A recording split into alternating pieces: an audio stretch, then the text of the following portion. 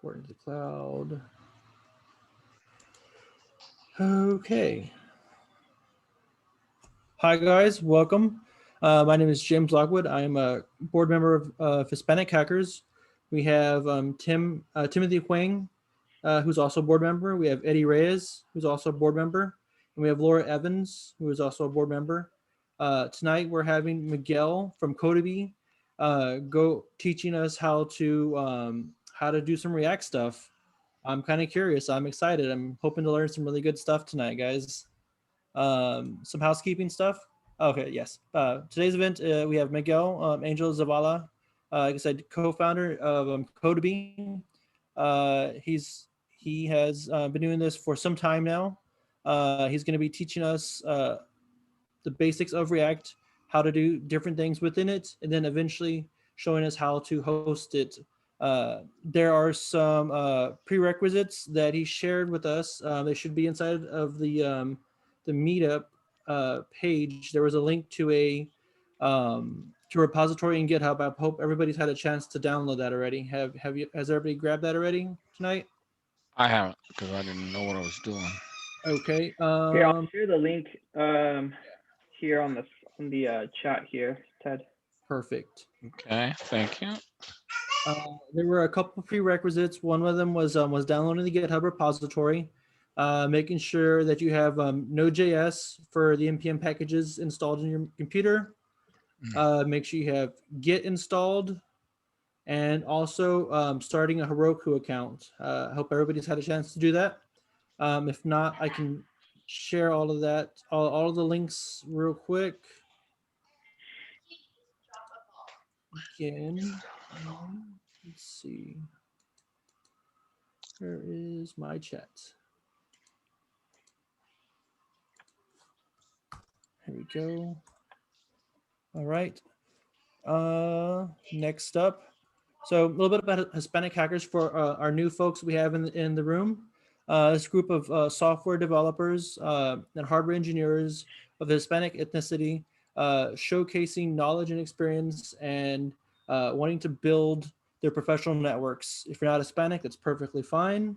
The goal here is really just to get to know people in the community and just being that that friendly voice that says hi to the person that sits back in the room. That's our goal here. We're here to be friendly, here to meet each other, here to make friends, ask questions and learn together. And that's really the goal of us. That's what we strive for. Our goals are to advance the knowledge of technology and space. We have monthly meetings every month. As I said earlier, it's the 4th Tuesday of the month starting this year. Right now we're doing everything on Zoom, but as soon as things come back to a little bit more of normalcy, we're planning on moving back into maybe a hybrid model. We've already been given the okay to do events at the Capitol Factory in their space. So we can do something there and also record. We can also, we're also planning on doing some things once it warms up a little bit more in the outdoor space, like let's go hiking, let's go paddleboarding, or just things in general to get out and to mix it up and just get out of our comfort zones. Normally we do whiteboarding and interview practices as well. Actually, next month's event is going to be a whiteboarding session. So look forward to that. Hope lots of people sign up for it. We can do a bunch of tests and practicing and just building of skills. And then, our main focus is just building a community around Hispanics, around the community in tech, just in general, being there for people, networking, and making new friends. How to find us? We have some central hubs. We have HispanicHackers.com. There is our main URL on top. And then this is also our Slack channel just below it. You can find us on meetup.com. You can find us on LinkedIn, Facebook, and then you can also find us through the Capital Factory. Without them, a lot of this would be a little bit harder for us to do, guys. They definitely help us out a lot. They've been sponsoring us for quite a long time now, and they do a lot to take care of us. All right, with that, I'm going to turn it over to Miguel and let him get the ball rolling unless anybody has any questions, guys. So if you guys do have any questions, I'm going to post a Slido link here in the chat, and feel free to ask your questions and we get them answered at the end for you guys. Thanks.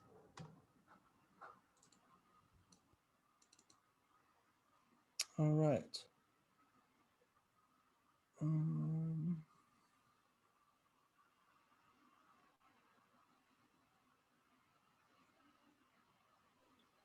Okay, so let's jump into this.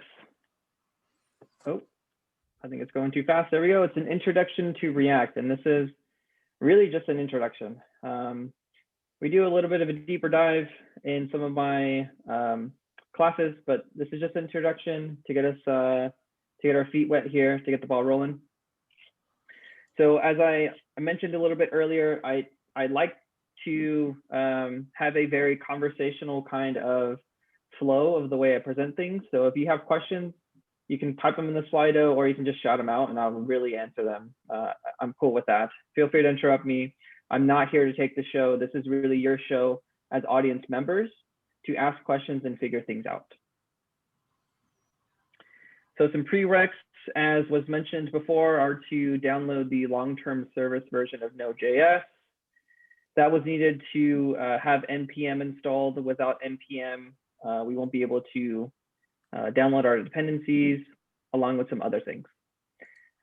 Next up is to have Git installed. So we will be using Git to do some of our commands today: Git clone, Git add, Git commit, things like that. So you must have that installed as well. A Heroku account is necessary because that's where we're going to be deploying our application. So to get off of our local computer, we need to deploy our project onto something. Heroku is going to be the service we're going to be using for that. Next up, download the Heroku CLI. So the CLI allows us to run some commands in the terminal, things like Heroku Login, Heroku Create, things like that. And then finally, the last thing I do ask is just, if you're not speaking, just please be muted. There is some background noise sometimes, and sometimes I mistake background noise for questions. So I think it's just a little bit easier. But again, ask questions if you really, really want them answered. I'm not here to just to steal the show.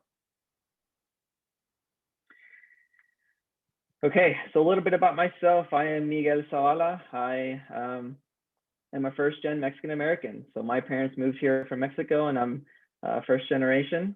So I'm pretty proud to say that. I graduated from Arizona State University with a degree in software engineering in 2017. While I was there, I worked at, I was a software engineer at SAP, American Express, and a cloud engineer at State Street. That was the funnest role I've ever done. Like, being a cloud engineer is just so fun, so fun. I'm also the CEO and founder of a company called Codubee, and we give minority college students internship experience, and then we connect them with companies that are hiring. That is my goal in life right now, to get more minorities into tech, especially people like myself with my kind of background. So this is a 12-week program that I take them through, where they learn different things like how to do pull requests, source control, how to test their components, different cloud concepts, React, Node.js, Scrum, and Agile. So I'm giving them some real world experience and then trying to connect them in the real world with some jobs there. All right, so a little bit, that was enough about me. Let's jump into React now. So what is React? So React is a simple way to create modern user interfaces. Now, when I talk about user interfaces, it's really this that we're using right now. So this is a user interface. It could be a website, it could be an iOS application. Those are the different types of user interfaces. So React is very component-based, which means that you can break up your UI or user interface into small pieces and then combine them together. So a very popular website called Reddit can be broken up to several different pieces. Each box here could be a different component in React. So this up here could be the navbar component. This right here could be maybe a timeline component or news component, whatever you want to call it. This over here can be the the login component. So that's kind of the thinking behind React, is you're breaking your user interface into these different pieces, these different components, and then combining them together to create one simple, modern looking UI. So some terminology when it comes to React are, of course, a component. React is very component-based, so that's one terminology. And a component is just a reusable piece of code that returns some HTML. So we're going to be building two types today. One of them being functional components, the other one being class components. So we'll be building both of those today. Next up, we have state. So state, you can think of it as a place to store values that belong to a component. So yeah, state is just somewhere to store some values that you may be using throughout your component. This isn't a terminology. I just said, if this is confusing, don't freak out. It's going to make sense when we start using these. So if you're not sure what a functional or a class component is, we're going to do it here in a second. Don't freak out. All right, slide 3, functional components. You ready for this? So functional components start out with the function keyword. In general, you build function components when you only want to render something and don't need to change state. So if you're building something simple like an H1 header or just a paragraph, more often than not, you're going to use a functional component because you're not messing around with any kind of state there. So when you're showing static information, that usually tells you you're going to create a functional component. So functional components tend to be stateless, but this is changing because of hooks. So I don't want to introduce hooks because that is confusing in of itself. So today, let's just pretend hooks don't exist. Let's just say functional components are for showing static information. So stateless means that you don't need to save anything, like when a user enters their name into a form. So if you've ever been to any kind of login form, they usually ask you for things like your first name, your last name, your email. Those kind of components tend to be stateful. But when we think about functional components, these tend to be stateless. So we don't worry about state when it comes to functional components. So here is a very, very easy example of a functional component. This component here just shows a person's name. So hello, and then whatever your name is. Hello, John. Hello, Luis, whatever it may be. This is a very, very simple example. Next up, we have class components. So class components have the class keyword, and they extend React.component. So every class component has to have the render method. This is the only method that's required in a class component. If you do not have a render method, it's going to probably come with an issue. So a class component has to have a render method. Class components are generally meant to be used when you want more functionality. So if we think about function components, those tend to be stateless. Class components tend to be stateful. So when you want state and when you want to do more complicated things like calling APIs, you're going to use a class component. And just as I said, class components tend to be stateful. So you're going to keep track of someone's name. You're going to create a class component. So stateful is when you want to save some things so that you can use it later, like when a user enters their name in a form. So when you're creating a form, I like to think of that as a class component because you're keeping track of someone's name, email, username, whatever it may be. All right, so here's a dead simple example of a class component.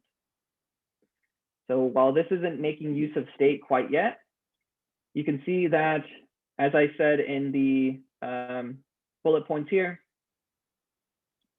a class component starts with the class keyword, and it also extends React.component. And the only method that a class component has to have is a render method. So you can see it right here, the render method.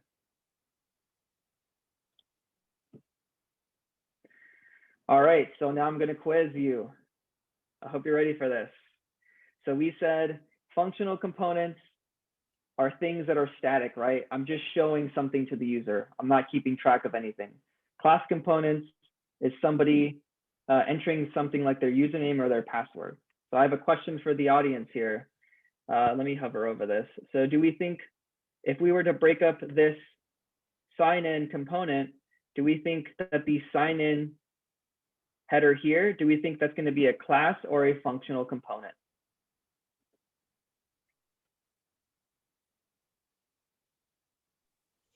Functional. Boom, you got it, Ted. Way to go, man. That's like, you're not taking any input from the user. You're not doing anything. You're just showing an H1 functional. Perfect. That's my last answer, guys. You guys got to take it from here. I'm telling you, I'm interactive. I hate to talk. I want to hear some audience interaction here. So next up, we have the username and the password. If we were to break this up, do we think this will be a class or a functional component? And since Ted already answered here, I'm going to lean on all the other audience members. It's a classical function or classic. There we go. That's a class component. Perfect. We're worrying about keeping track of that person's username and password. That's a class component because it's a little bit more complicated. All right. Perfect. Like I said, I'm not one to keep talking. Let's try this out. Let's build some components. So the first thing we're going to do is create a functional component or a function component. So before we get started, let's make sure that we clone the Git repo that we're going to be using. And then also we need to install the dependencies. So this is where that prerequisites part comes into play. I will be showing you how to clone our repo. So let's jump into it. So the first thing we're going to have to do is pull up a terminal. So if you never messed around with a terminal, it's one of those things that Keanu Reeves uses in The Matrix that looks really fancy, you know, all that green text. That's what a terminal is. And we're going to be using that today. So you're going to be Keanu Reeves and Matrix here for a second. So what you're going to want to do, sorry, I just pulled mine up really quick. If you have a Mac, it's really easy. You're going to type command spacebar, and it pulls up this spotlight search, and you're just going to type terminal. And then you're going to hit enter, and there's your terminal. If you're on a Windows, what you're going to want to do is go to your search bar and then type command space prompt. And that should be pretty much the same thing that we're getting here. And I'll make this bigger so it could be easily read.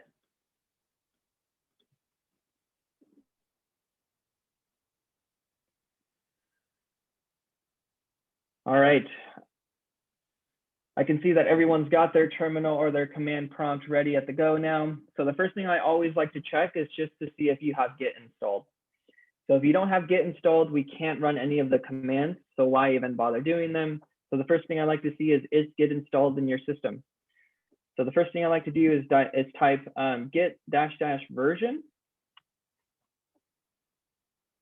git space -- version, sorry, should have been more precise about that. If you get something like this, git version 2 point something or 1 point something, then you're good. That means that we can run the following commands in Git. If you do not have that, a couple of things might have happened. If you're on if you're on Mac, it might tell you to install Xcode and some tools. If you're on Windows, I'm not too sure what it does. I think it just tells you don't have it, and then you probably have to go to the website and install Git. Yeah. So for that, sorry to interrupt. For that, on Windows, the worst case scenario, the easiest way to do it is just to download it directly from their website. That's the easiest way to do it on Windows. I work on a Windows machine. Sorry, guys. Yeah, that's what I tell my students as well. So I provide them the links on how to install Git, but today we don't have the time to do that. So I'm just going with, if you have it, cool. If you don't, we'll share the links here at the end. So if you have Git installed, this is great. That means we can run the git clone command that we're about to do. So the git clone command essentially just creates a copy of some project located on GitHub or any other source control that you're using. In our case, we're using GitHub. That's why I said create a clone from GitHub, because that's where our repo is today. Eddie's drawing some happy faces on my screen over here. My bad. You're good. All right, so what we're gonna do now is create a copy of this repository that I pre-made so that we can just start creating our components. So the way that we create a clone of this project is this big green button here that says code. If you click on it, it'll bring up this URL here. We're going to use this URL to create a copy of this project. So if I spam click this clipboard here, that basically just copies it to my clipboard.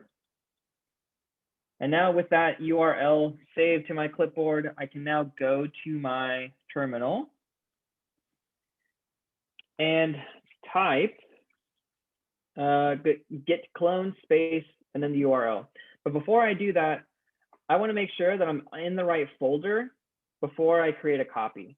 So right now, I can see what folder I'm in by doing pwd. I think that might be the same for Windows. If that's not it, it might be dir. I always forget the Windows type version commands there.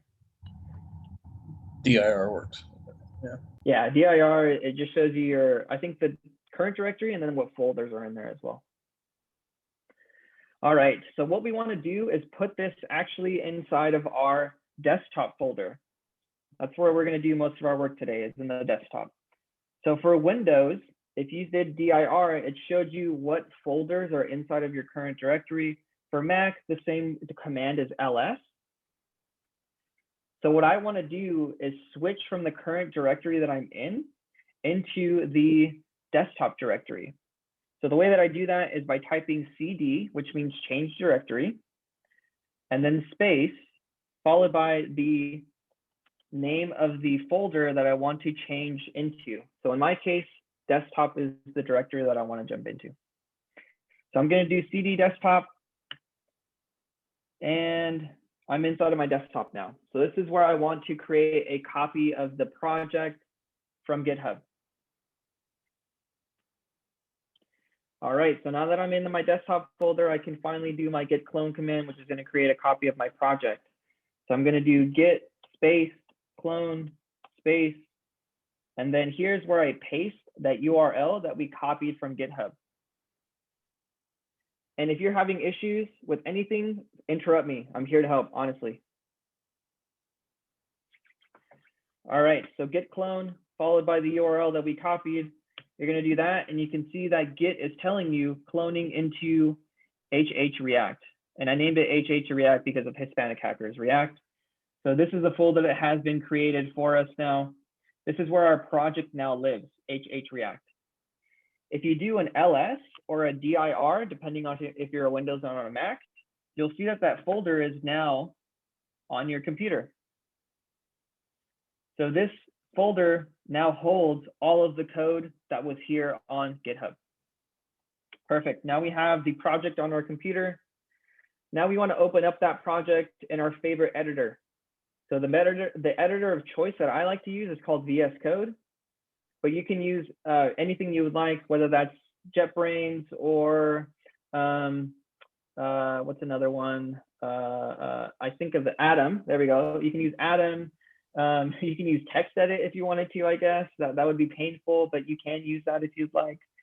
There's other editors out there that you can use if you, whatever you'd like to choose. But as I said, in my case, I like using VS Code, otherwise known as Visual Studio Code. So I will open that up. And now inside of my VS Code program or Atom, whatever you're using, Sublime, that's another one, whichever editor you're using, let's open up the project that we just cloned inside of our editor. So I'm going to go to File, Open.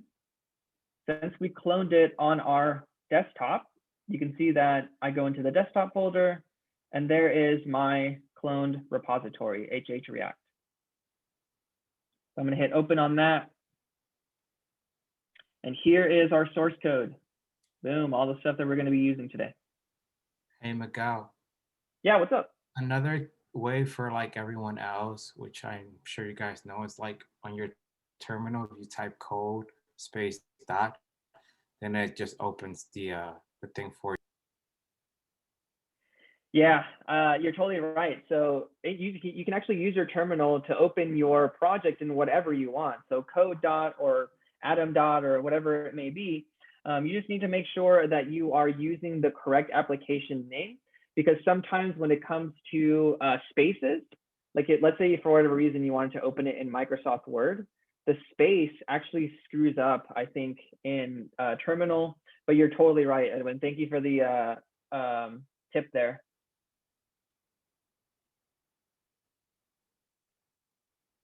Ooh, and I can't see anyone's name. Okay. Oh, there we go. Okay, great. I just had to expand it there a little bit. All right. Awesome. So now we have our project open in VS Code or our favorite editor, whatever it may be. So now what we want to do, and you know what I like to do is, you don't have to do this. I do this because I like to show the slides and my code in one screen. So I'm going to drag that over, and I'm going to drag this over so we can follow the instructions and code along at the same time. Okay. So before we get started, we want to clone the repo. We just did that, and then install our dependencies. So when we clone this repo, what doesn't happen is our dependencies don't come along with it. So we need to install our dependencies as well. So what we have to do is go back to our terminal, cd into our folder, so hh-react.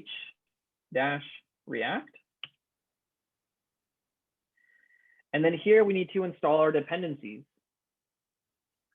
So the way that we install our dependencies, we use npm as part of this project. So we're going to have to use npm, which came with Node.js, and that was one of the prerequisites. So the way that we install our dependencies is just by typing npm-i and then clicking enter. Now, when we do that, npm is going to go out to its repository and download all of our dependencies that our project needs for it to work correctly. So depending on your internet speed and your the power of your laptop or your computer, this may or may not take a little bit. I think I have a pretty good internet speed connection and laptop, so this might go pretty quick. In the meantime, any questions that I can answer while this loads up? All right, cool.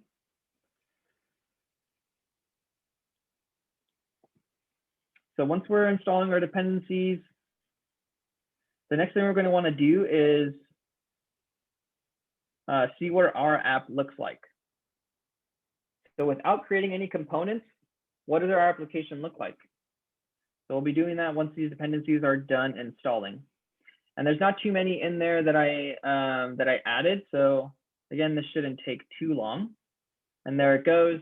Mine is done, but I like to give the audience members here a little bit, because I know that npm is a little bit slow on some machines.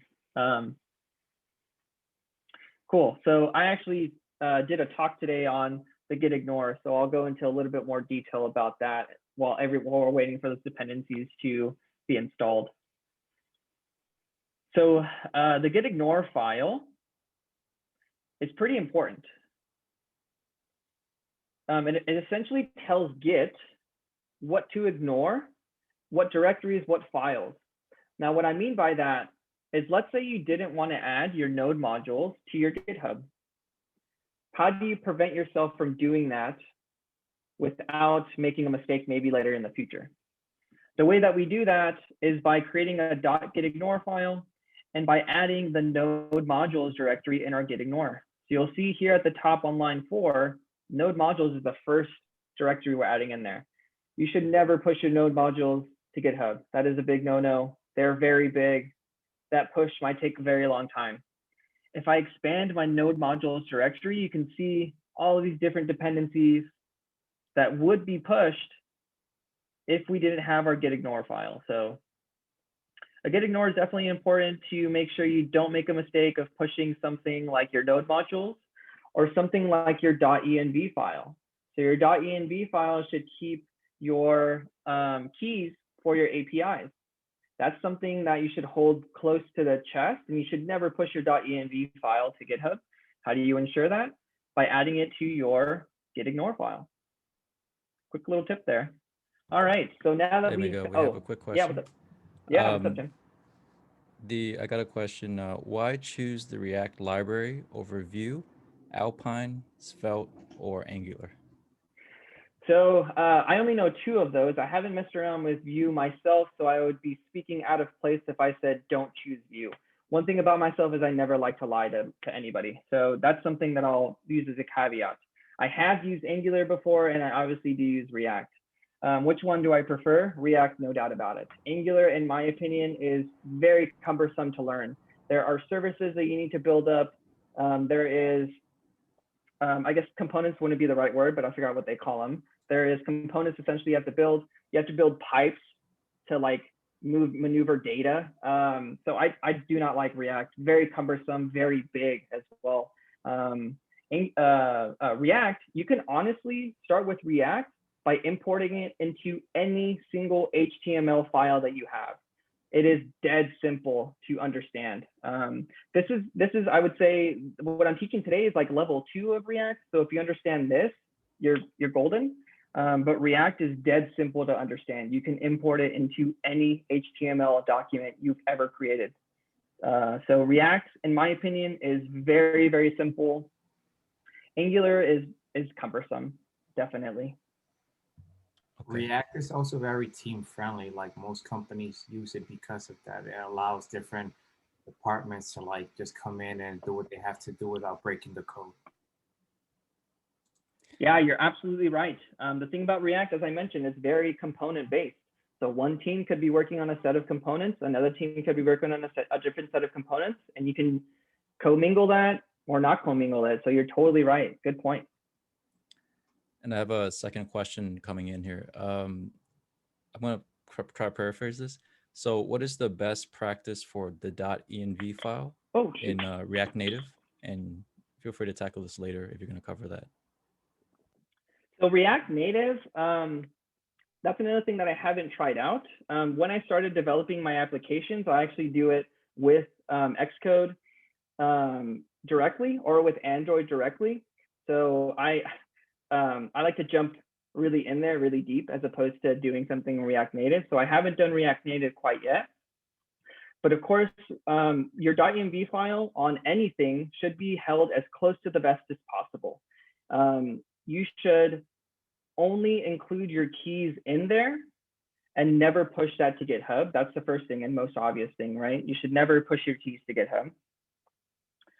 And then there was another thought that I had, but I totally lost my train of thought. But the first thing you want to do there is of course, put that in your git ignore file, only add keys in there that you're going to use and never push that file to GitHub. Never, ever, ever. Even if it's a private repo, never push your .env file to GitHub. That would be first and foremost. Cool. That's all we have for now. Okay, cool. That might not have been the answer that you expected, but it's the one that I give because again, I don't like to lie and go out of bounds on some knowledge that I'm not confident on. So if I have a confident answer, I'll give it to you. But if I don't have a confident answer, I'm not going to sit here and lie to you. Cool. All right. So we have our dependencies installed now. We can start creating our components. So under the source folder, let's create a new folder named components. So here on the source folder, I'm going to create a new folder. And it, depending on what editor you're on, this is going to be different. But with VS Code, I was able to right click and then just create a new folder. And I'm going to name this components.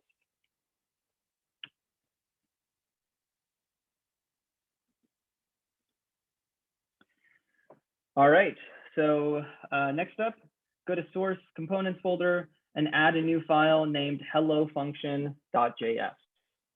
So we're creating a functional component because it is the most dead simple component we can create in React. So inside of my components folder, I'm going to right click new file and I'm going to say hello function.js.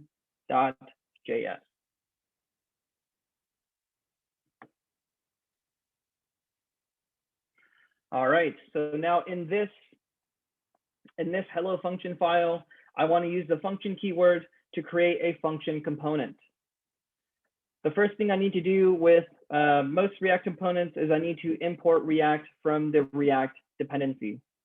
So here I'm going to type at the very top, import React from React.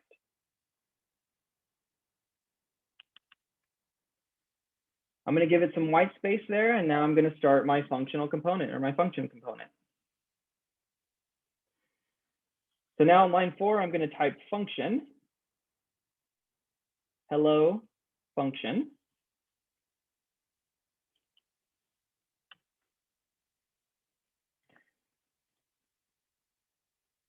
So we gave our function a name of hello function.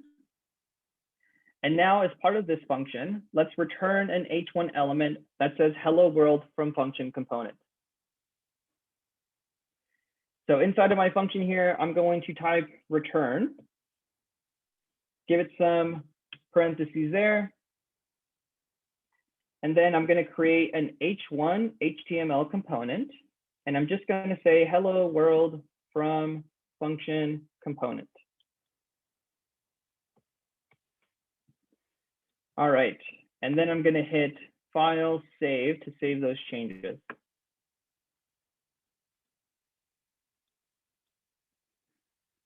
Okay, so at the end, we should have the following.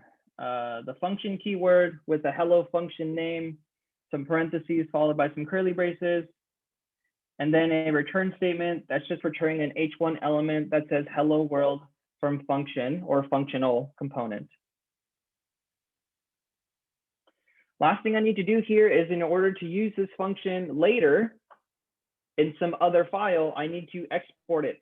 So that's the last thing we're going to do here is export the hello function component. So export default hello function. And again, I'm going to go to File, Save to save my changes.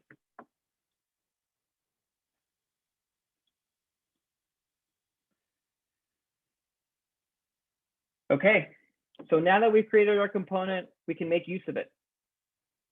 So when we use this component, we should just expect some text that says hello world from function component. This is a very simple component, but let's make use of it. So now what we're going to do is go to source app.js, source app.js. Let's open it up.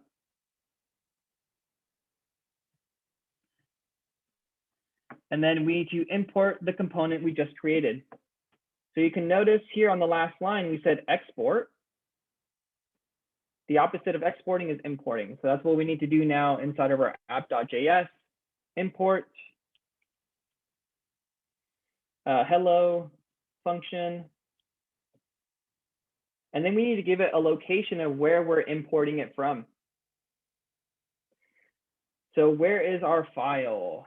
If we look at our project structure, we can see that we created it under source, components, hello function. So that's what we're going to say. But notice here how app.js is also under the source folder. So what we have to do is we have to reference the components folder because this is where we created our function component. So we're going to say import hello function from // which means in the same folder. You can see that VS Code gives me this nice hint here that says components. So I'm going to say components / hello function.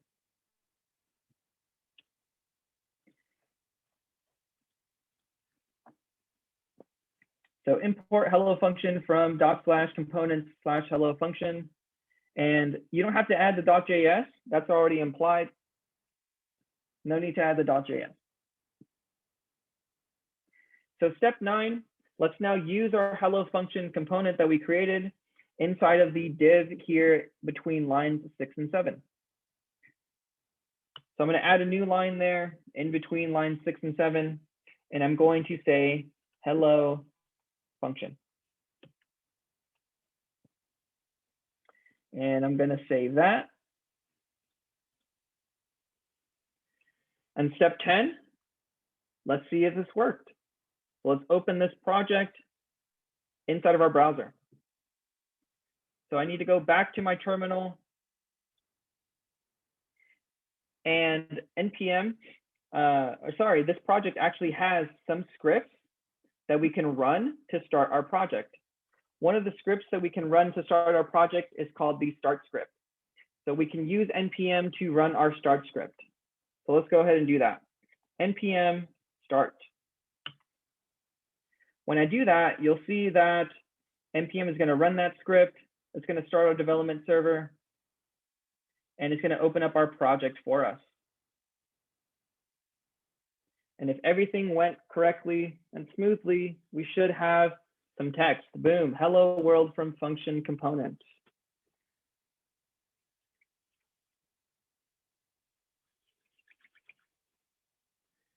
All right.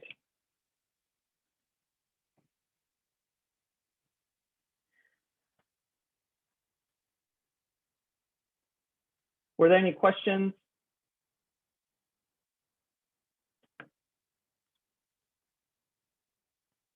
Cool. No So there's our questions. function. Oh, no? Yeah, what's up? No, I was just saying there's No? no questions. Oh, okay, Sorry. cool. All right, no big. Okay, cool. So we created a functional component. Very, very simple. Return an H1 element that just says hello world from function component. All right, here's the big beast, the class component now. So this is the component you want to use when you're creating something like a form, or you want to keep track of someone's username, password, email, whatever it may be. But today, we're just going to keep it really simple, create a very, very simple class component. So inside of our editor, in my case, VS Code, I'm going to again go to source, followed by components. And then I'm going to add a new file, and I'm going to name it hello class.js. So inside my components folder, I'm going to right click new file, hello class.js.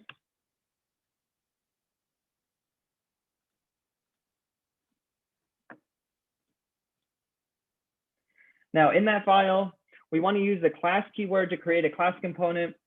And then we also need to extend React.component as well. All right. Now, the first thing with any React component that I have to do is import React from the React dependency. Let's do that here on line 1. Import uppercase React from single quote React and single quote.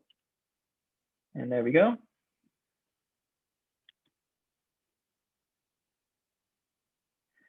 All right, I'm going to add some new spaces there, some new lines, and then I'm going to start creating my class component here. So I'm going to use the class keyword.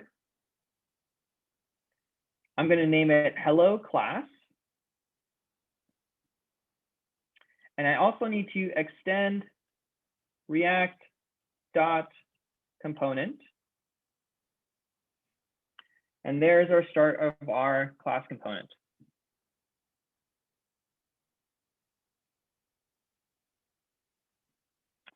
So in step 3, we gave our class component a name of hello class.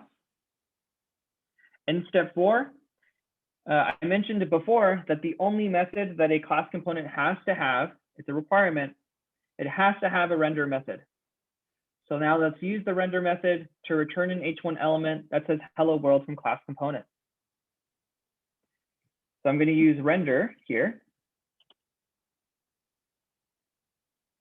followed by some parentheses, some curly braces.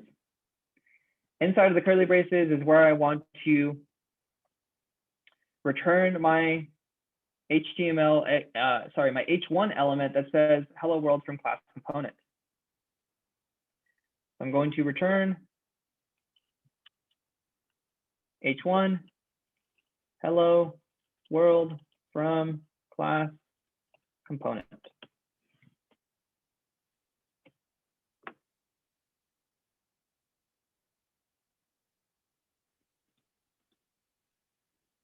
So at the end, we should have the following: class, hello class, extends React.component.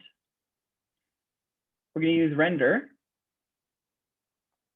to return an H1 element that says hello world from, oops, that should say class component. I made a little mistake there. And finally, step 6, we need to export our components. So just like a function component, we also have to export this class component as well. So here on line 11, I'm going to say, export default hello class.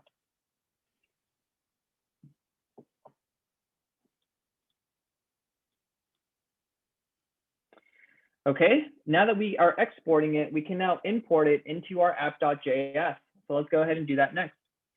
So let's go to source, app.js, and then import the component we just created. So source, app.js, and we're going to do the same syntax as we did up here. So import hello class from /components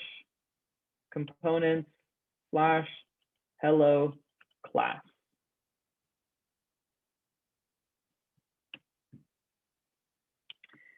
And I'm going to make use of it right beneath the hello function. So I'm going to use it right beneath it. So I'm going to add a new line there.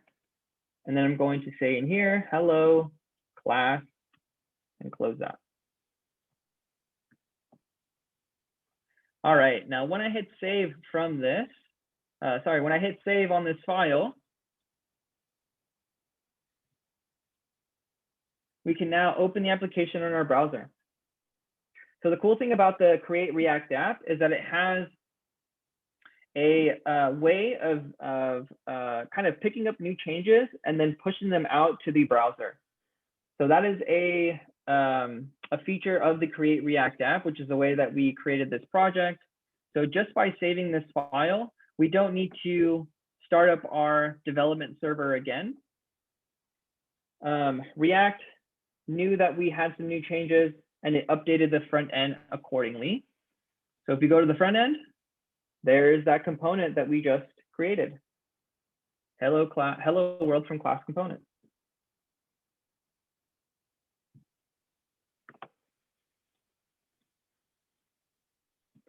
All right, before we start moving on to deploying our project, any other questions I can answer?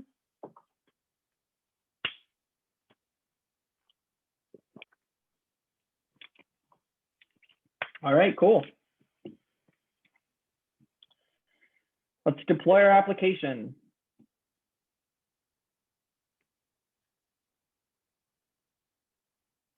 So there are several ways to deploy an application. One of the ways we're going to be using, or the way we're going to be using today, is by deploying it on Heroku. So Heroku is what's known as a platform as a service. And the platform as a service makes it really easy to deploy React and other applications.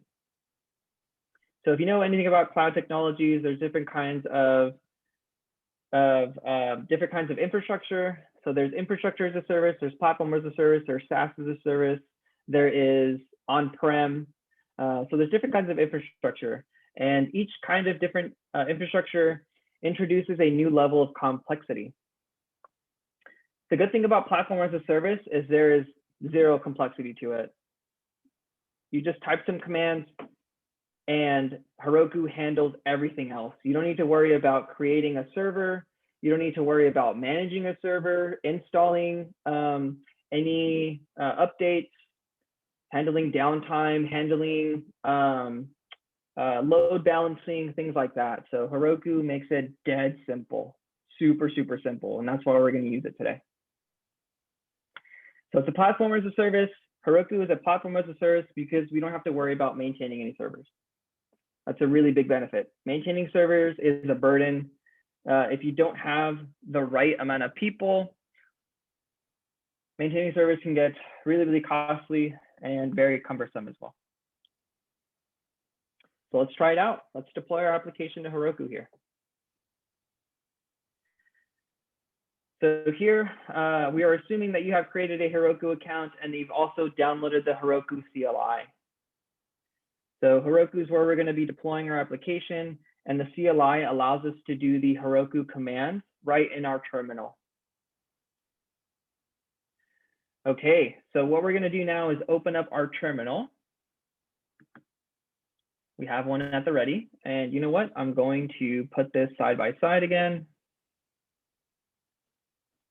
and put this here.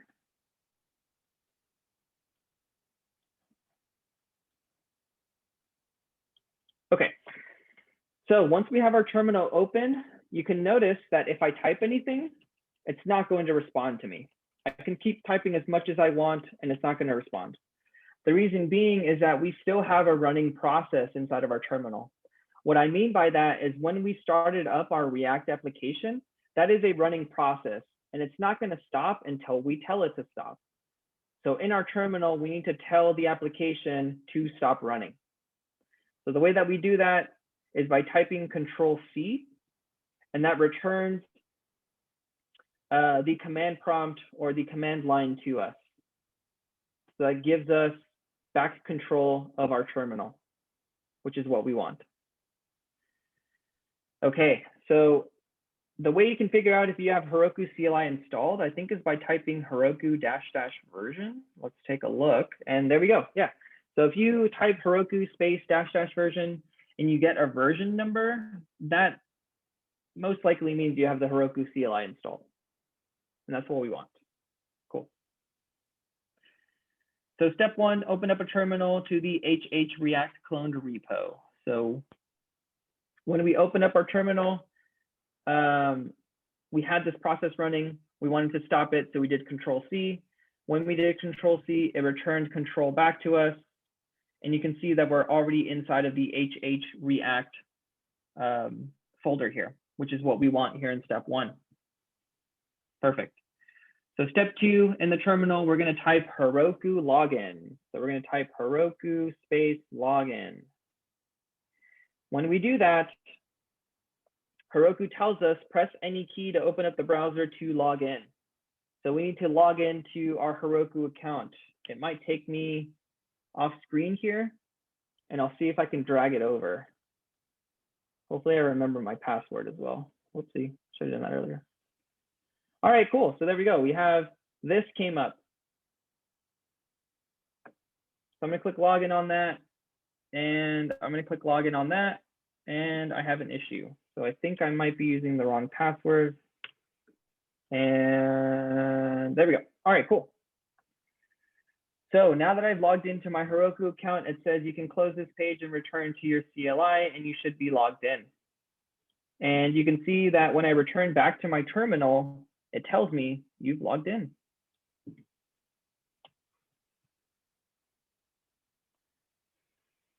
So now that I'm logging into my Heroku account, I can create Heroku projects.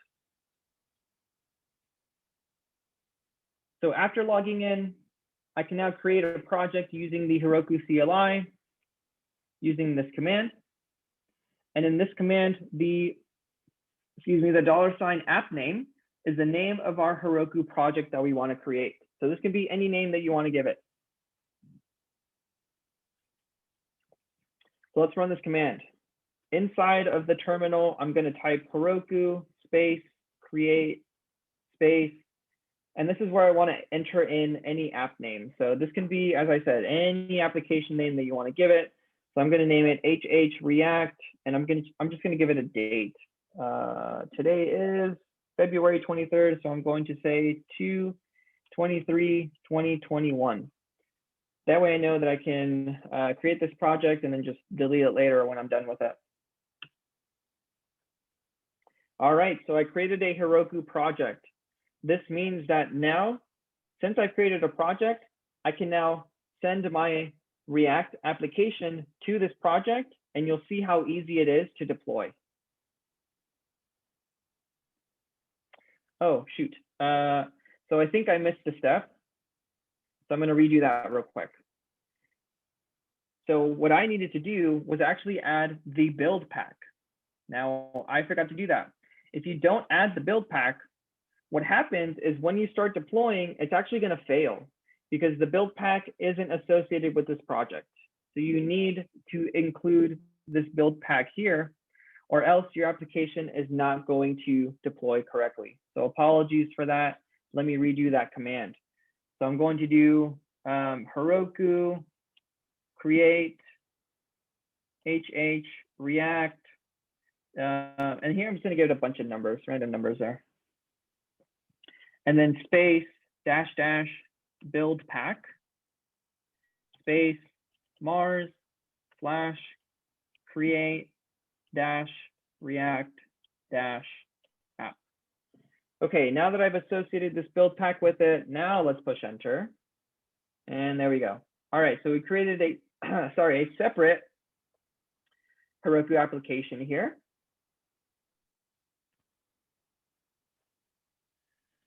Now that we've done that, we can push the project that we have been working on, the React project, to Heroku.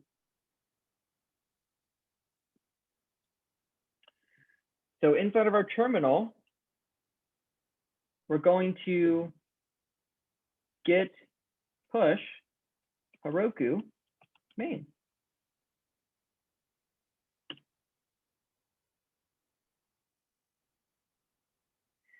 Now you'll see when we do that, Heroku starts deploying our application.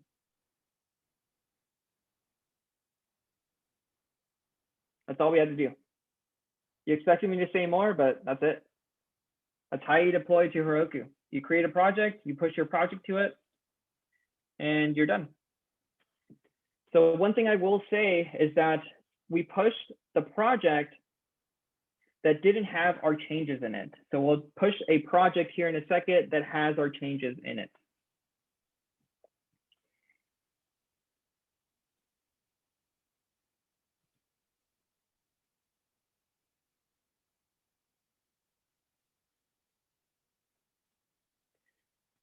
So what it's doing here in the terminal is it's basically installing the dependencies and then running that build pack that we added. So it's installing dependencies, running the build pack, and when that's done, you'll see that it'll say at the very end, build has succeeded. You can now visit your application at this website, and there it goes. Here's the URL to your application, and it just says here, deployed to Heroku. So if we visit this URL, we're probably going to get nothing for now. But if we visit it,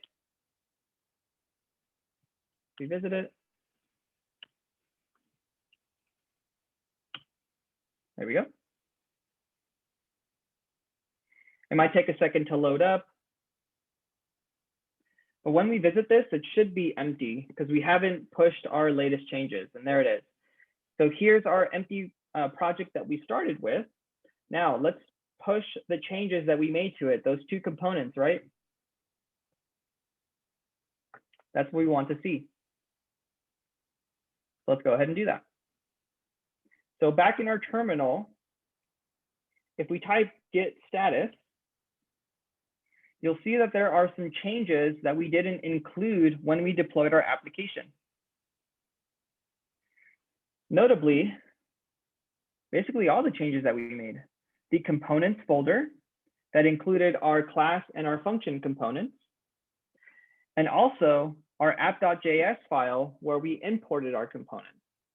So since we didn't include these as part of our deployment, that's why we get a white screen here. So what we want to do is we want to add and commit these. And then if we push them to Heroku, I bet that we're probably going to get those two components on our Heroku application. So what we need to do here is type git space add space period. So we're adding our files. And then we're going to do git space commit space -m space open double quotes. And we write a message in here. So I'm going to say adding changes for Heroku. And then close double quotes. And now I bet if we push this to Heroku, it will include our function and our class component. So I'm going to say git push Heroku main.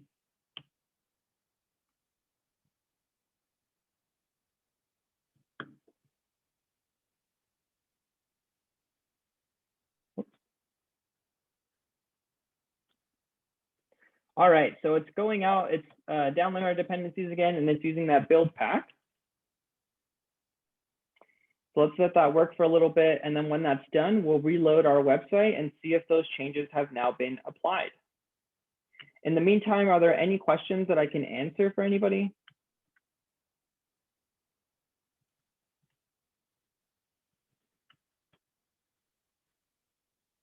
No? So I love cloud and infrastructure. So that was actually my last role and my last job. I was creating a private cloud for a bank. So much fun. So if you ever have any cloud questions or want to geek out on it, feel free to ask, and I will try and give you my 2 cents on it.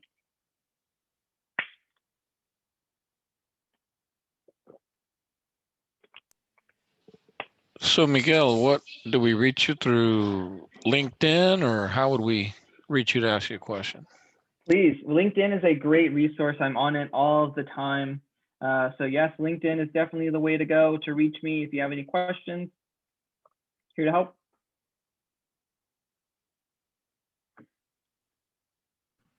Miguel's also on our Slack channel. If you haven't joined, feel free to join that as well. You can get through him that way, or any one of us, myself, Eddie, Tim, or Laura, we can connect you with him as well if you're having a hard time getting a hold of him through any other means.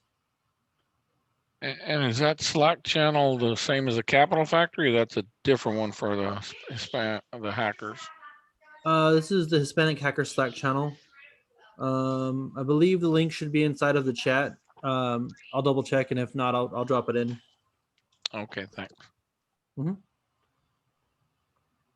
All right, so now that it has been deployed, let's see if it has the function in class component. And there it is. Awesome. Woohoo. So you saw how easy that was, right? We created an application there in an hour, and we deployed it onto Heroku. Heroku makes it so simple to deploy your applications. Best thing about it, it's free. Heroku is free.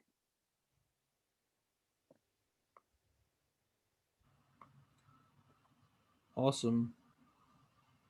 Cool. Okay. So next steps. I guess I can pause here for any questions as well. I know it's a little bit mind-blowing, so you might not have any questions, and that's all right. We have a question here. What are the cons of deployment at Heroku? So the cons of deploying to Heroku, as I mentioned, is that it's a platform as a service.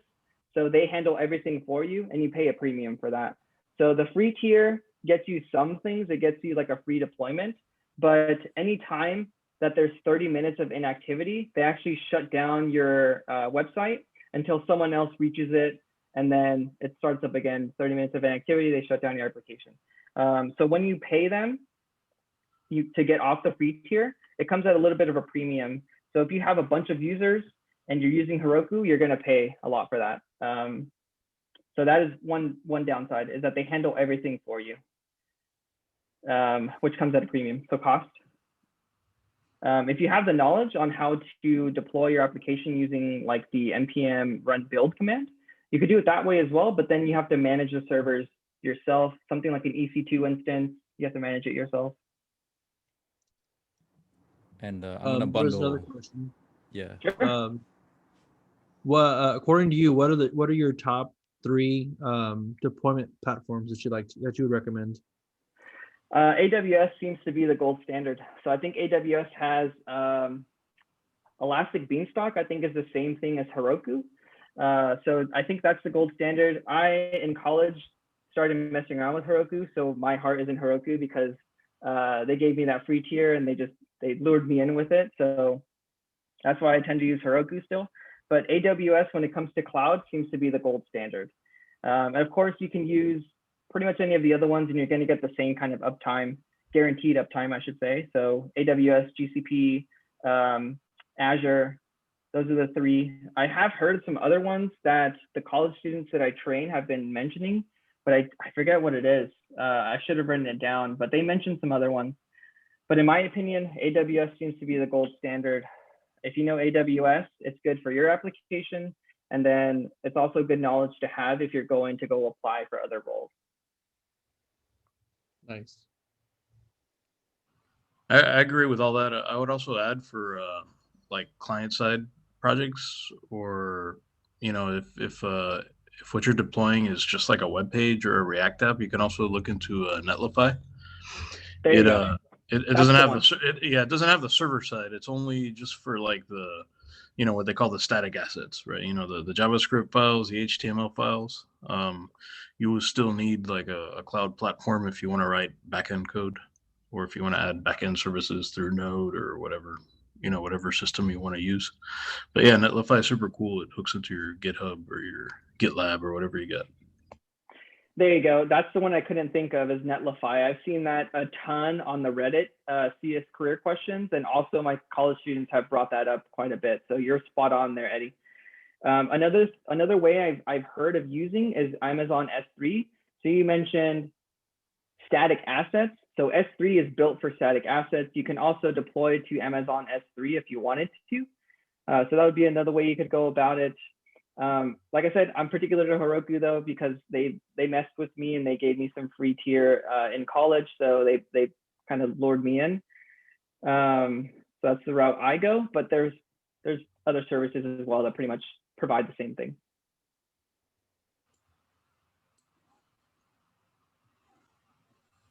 Cool. All right, so some next steps. So the next things you would want to do is perform testing of your components. Any good software engineer knows that you have to write unit tests, right? So that is why I'm mentioning it here. You have to test your components. So the platform that I use when I'm testing my components, it's a combination of two things. It is Jest, which is a fully featured testing library that provides a test running script that will run all of your tests.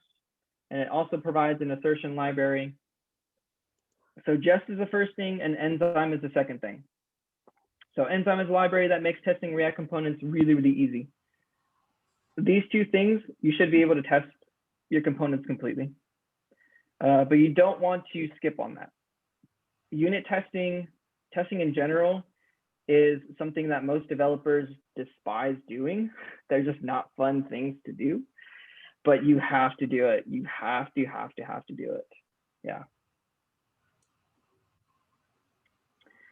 So I did want to mention some other tools of the trade here as well. So what we did right now was plain JavaScript. Oh, I guess not right now, we use JSX, but when you create React applications, you could use JavaScript or you could use TypeScript. So TypeScript has all of the elements of JavaScript, but it just adds some additional features.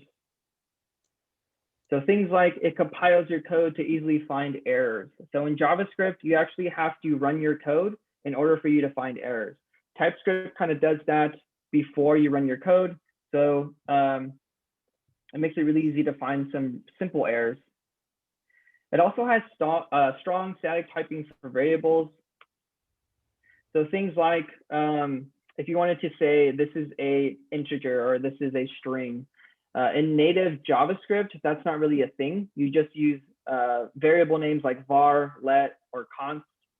But in TypeScript, it allows you to be more precise about what you're calling your variables. So string, integer, doubles, whatever you want to, what have you. I also wanted to mention Next.js. So Next.js is a way to do server-side rendering in React. So what we did right now was client-side rendering. If you wanted to render your application in your server, Next.js is a way to do that. I also wanted to mention Redux. So Redux is a JavaScript library that is used to manage state. So I mentioned before that you could use state as part of your React application, but if you wanted to have something like a global variable, it makes it really easy to use Redux instead of the state object in React. Okay, cool. So I also wanted to throw in my 2 cents of Codubee once again. So Codubee is a 12-week internship prep program where students work to develop a project as a team of 5. Things that I teach my students are things like how to do code reviews, super important as part of software engineering.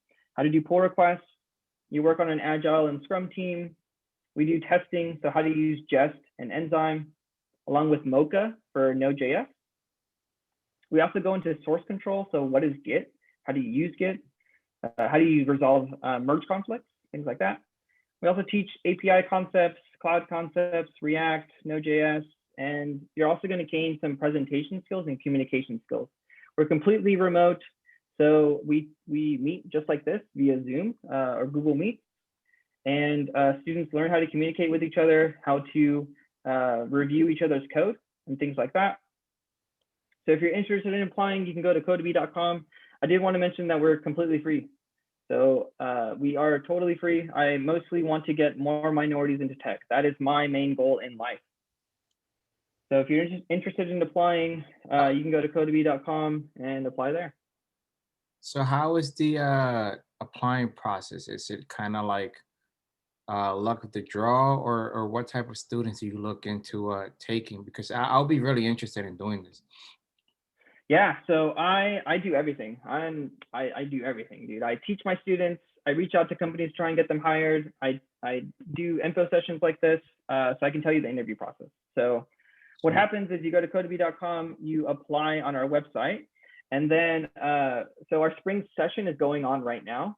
So our applications are actually closed, but for the summer session, they're going to open up in March.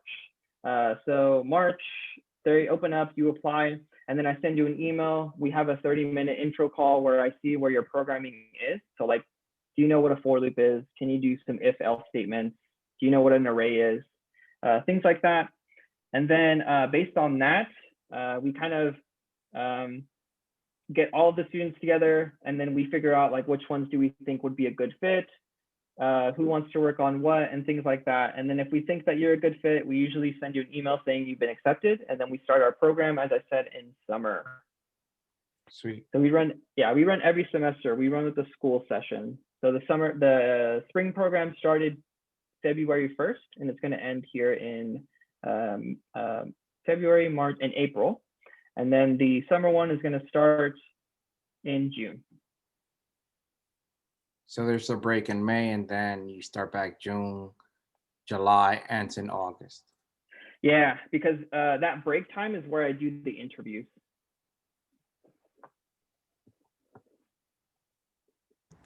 We have a question here. Do you think context will replace Redux? You know, as I said in the first kind of 20 minutes of this session, I don't like to lie. So I actually don't use Redux as much. I'm more focused on teaching the basics of React. So I can't give you an honest answer to that.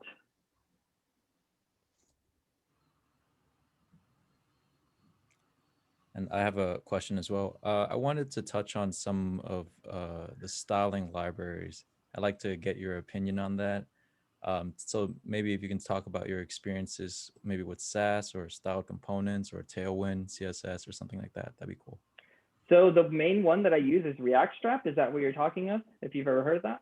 Mm-hmm. Yeah, so React Strap is my go-to. Like you can make front ends super, super simple in like I can do it right now if I wanted to, just install React Strap and then throw in whatever you want to. So it's super simple to do that. I did mess around with Sass a little bit. I like it because you can name variables. So one thing that I like to do is have like a lot of different colors set to different variables. And then I can call those variables all around my CSS files, which makes it super simple to adhere to the dry principle. So the dry principle basically means do not repeat yourself. It's something that you should try to never do in software engineering, is not repeat yourself.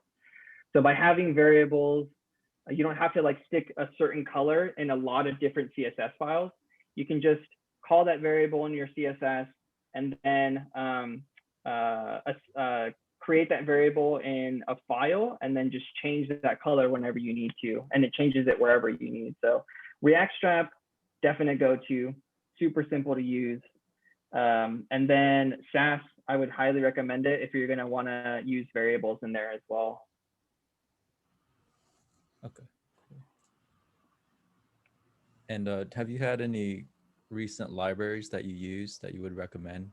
Like maybe 3 that you used recently that's blew you away or something? React Strap for sure. Okay. One of the ones that I recently used too, I've always wanted to do that like count up thing. So whenever you scroll down the page on some website, you know how it goes from like 1 to 100 really quickly. So I tried doing that myself, and that was a little bit of a pain. But then I, of course, Googled it, and they were like, just use this. And it was like, NPM has everything, and it's just so surprising sometimes what you can find on there. So they had that on there, and that was like super simple to use. You just put in the amount that you want to go to. So it starts at 0, and then it counts up to like 100. Really, I don't know if you've ever seen one of those things. Like it scrolls, it measures your progress through the page. It measures where you are on the page, or? No. You know how when you scroll down and then stop on like something, it says like I've helped 100 students or something, and then it'll start at 0, and then it'll count to like 100, but it'll count inside of that. I know what you mean. Component. Okay. Yeah. That's cool. So that was really cool, like how easy it was to implement instead of you trying to do it yourself. So that was really cool. What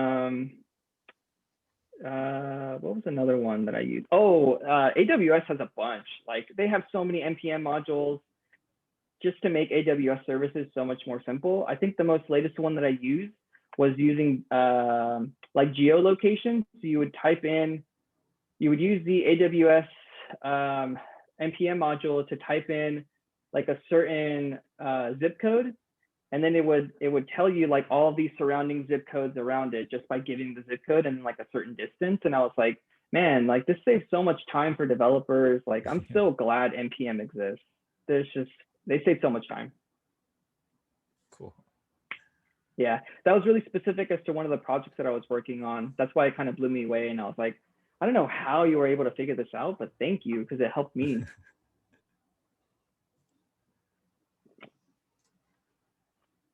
Cool. I'd be happy to answer any other questions. This is actually the last slide that I have. I know we covered a lot today, so any questions on Heroku, creating class components, function components,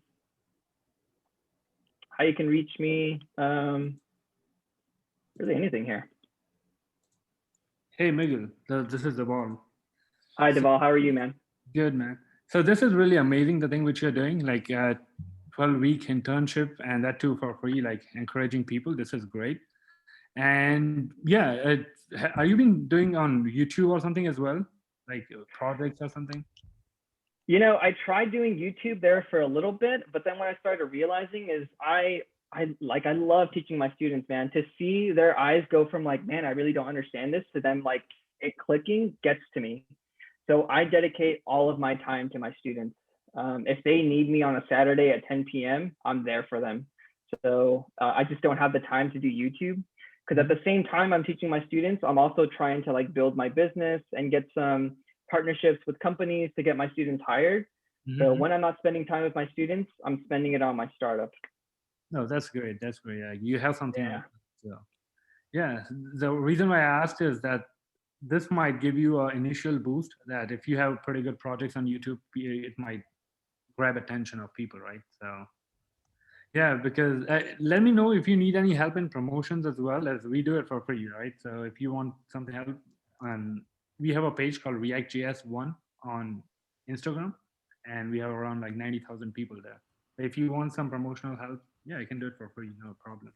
Of course, man, that would be super helpful. Thank you so much, Deval.